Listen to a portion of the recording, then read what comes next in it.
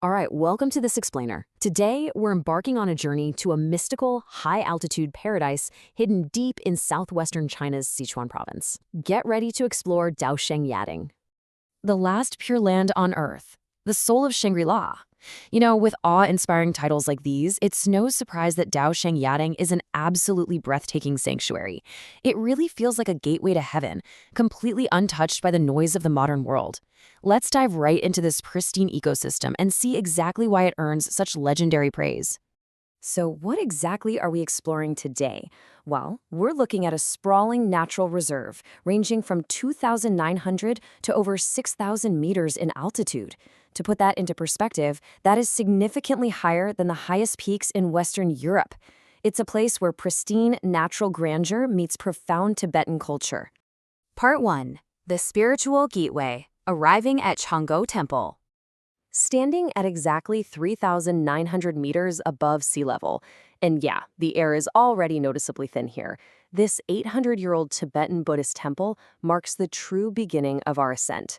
With its golden roof and white walls brilliantly contrasting the clear blue skies and dense alpine forests, it just offers this deeply tranquil starting point.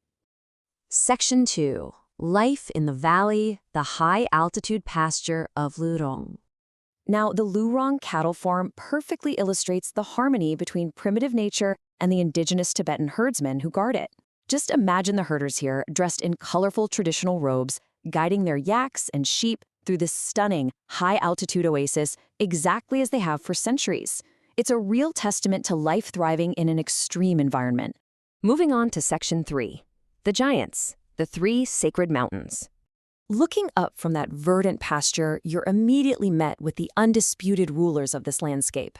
And this brilliantly illustrates the spiritual geography here. Each of these three towering peaks represents a specific bodhisattva: compassion, wisdom, and power. They draw countless pilgrims who literally brave the harsh elements, seeking inner peace and enlightenment. The absolute highest of these is Mount Xiannairi, reaching a staggering 6,032 meters into the sky.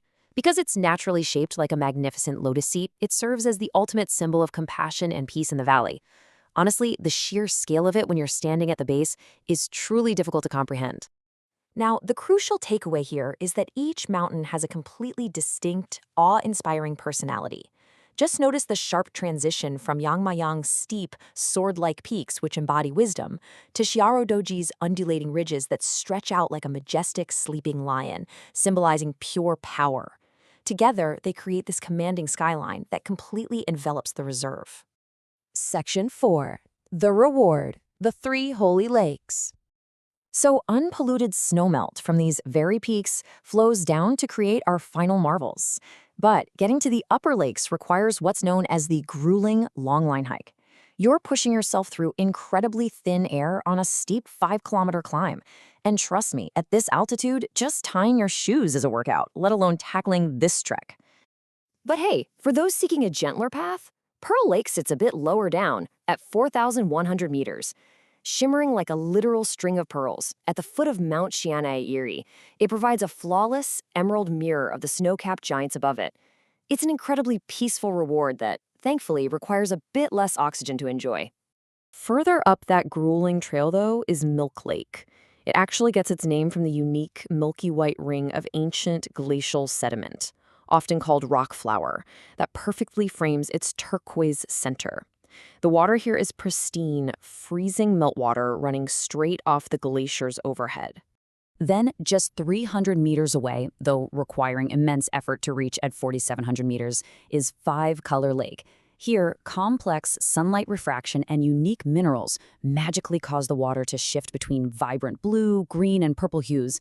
It's just an absolute visual masterpiece, hidden right at the top of the world. When we compare these altitudes, you really get a sense of the extreme environment you're ascending through.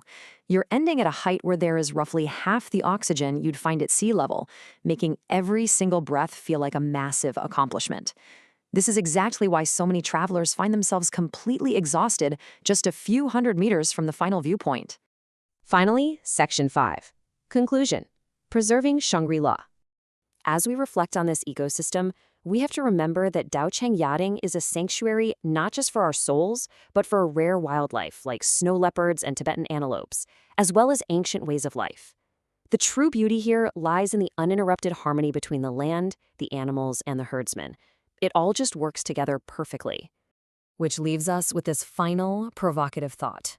As the world rapidly rushes forward, how long can we protect the quiet, sacred isolation of the last Shangri-La?